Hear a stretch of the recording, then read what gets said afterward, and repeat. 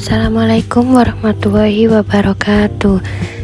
Perkenalkan, nama saya Adinda Rizky Amalia dengan NIM 24210100434. Di sini saya akan menjelaskan tentang menyusun rancangan pelaksanaan pembelajaran atau biasa disebut RPP atau modul ajar. Baik, yaitu selanjutnya pendahuluan. Pendidikan merupakan proses terencana untuk menciptakan suasana belajar yang memungkinkan peserta didik aktif. Pengembangan potensi dalam pengetahuan, keterampilan, dan sikap.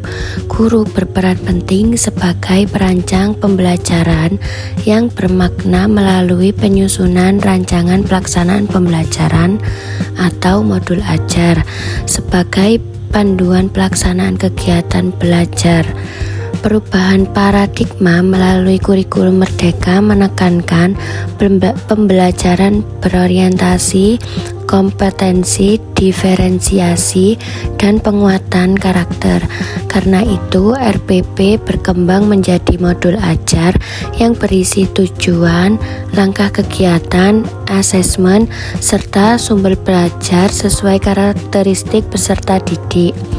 Modul ajar bertujuan agar pembelajaran lebih terarah, efisien, dan bermakna, serta menciptakan suasana belajar aktif, kolaboratif, dan menyenangkan. Selain itu, modul ajar mengintegrasikan nilai-nilai profil pelajar Pancasila seperti beriman, mandiri, bernalar, kritis, dan kreatif. Kemampuan guru menyusun modul ajar mencerminkan profesionalisme, sebab perangkat ini tidak sekedar administratif, tetapi menjadi sarana mewujudkan pembelajaran yang berpihak pada peserta didik. Nah, rancangan pelaksanaan pembelajaran atau biasa disebut RPP adalah rencana pembelajaran yang mengembangkannya mengacu pada suatu kompetensi dasar atau biasa disebut KD tertentu dalam kurikulum atau silabus. Disimpulkan bahwa rencana pelaksanaan pembelajaran merupakan suatu perencanaan pembelajaran yang di dalamnya berisi langkah-langkah yang harus dilakukan dalam suatu proses pembelajaran agar memberikan dampak belajar bagi anak didik sesuai dengan tujuan yang telah dirumuskan. Dalam suatu RPP harus memuat identitas sekolah, mata pelajaran, kelas atau semester, materi pokok, dan alokasi waktu. Kemudian harus menyantumkan kompetensi inti atau KI, kompetensi dasar atau KD, tujuan pembelajaran, materi pembelajaran, metode pembelajaran, media atau alat, dan sumber pembelajaran, langkah-langkah kegiatan pembelajaran, serta penilaian. Nah, sekarang modul ajar adalah rancangan implementasi dari alur tujuan pembelajaran atau biasa disebut ATP yang dikembangkan dari capaian pembelajaran yang dilengkapi dengan langkah-langkah pembelajaran, rencana asesmen, hingga sarana yang dibutuhkan dalam menjalankan pembelajaran yang terorganisir. Nah, yaitu yang selanjutnya langkah-langkah menyusun RPP. Ada 7. Yang pertama, menentukan tujuan pembelajaran. Yang kedua, menentukan materi ajar. Yang ketiga, menentukan model, metode, dan strategi pembelajaran. Yang keempat, menyusun langkah-langkah pembelajaran atau kegiatan.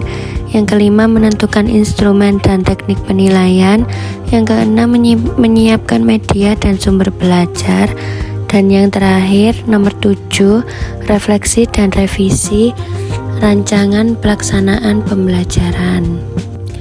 Selanjutnya yaitu langkah-langkah menyusun modul ajar, menetapkan tujuan pembelajaran, menetapkan periode waktu, menyiapkan lampiran pendukung, melakukan asesmen awal, merancang asesmen formatif, membuat instrumen asesmen, menentukan teknik dan instrumen asesmen, menyusun kegiatan pembelajaran, dan memeriksa kelengkapan modul.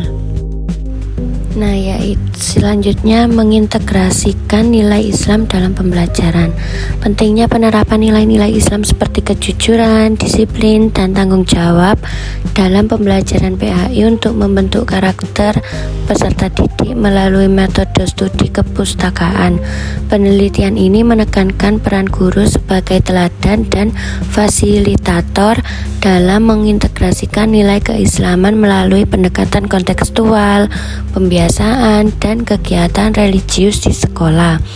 Hasilnya menunjukkan bahwa integrasi nilai Islam efektif memperkuat moral dan spiritualitas siswa meskipun masih menghadapi kendala kompetensi guru dan keterbatasan sumber belajar.